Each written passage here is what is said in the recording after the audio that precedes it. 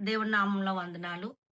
యెషయా గ్రంథంలో దేవుని ఆత్మ నన్ను అభిషేకించింది. బీదలకు సువార్త ప్రకటించండి. ఈరోజు మరొకసారి మనల్ని దేవుడు జ్ఞాపకం చేస్తున్నాడు వాక్యం ద్వారా.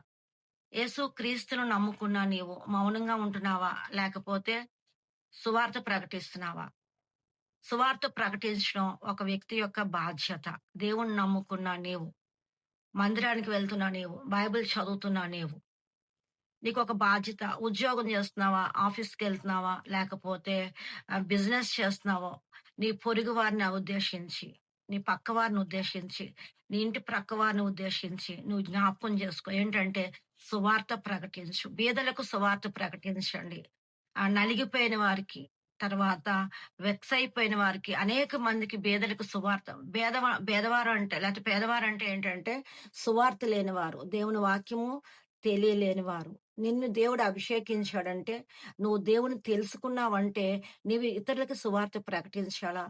అనేక మందిని మోటివేషన్ చేసి, దేవుడి రాజ్యానికి మనము సంపాదించాలా. దేవుని రాజ్యాన్ని మనము కట్టాల. మన బాధ్యత ఒక్క వ్యక్తికైనా, రోజుకు ఒక వ్యక్తికైనా మనం బాధ్యతగా దేవుని సువార్తను మనము ప్రకటించాల. సువార్త ప్రకటించడమే మన పని గనక ఏం చెప్తున్నాడంటే, ఇరిగిపోయిన వారు, నలిగిపోయిన వారు, వేసారిపోయిన వారు అనేక మందిని మనం చూస్తున్నాం. మనం నెతకనవసరం లేదు. మన పక్కన ఉంటారు అలాంటి వారు.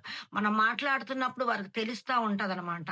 కనుక మనం ఏం చేయాలంటే, దేవుని నామాన్ని ప్రకటిస్తూ, సువార్త ప్రకటిస్తూ, కొంతమందినైనా దేవుని రాజ్యం కొరకు మనము సంపాదించాలి. దేవుడు ఇచ్చిన మాటలు దీవించును గాక. ఆమేన్.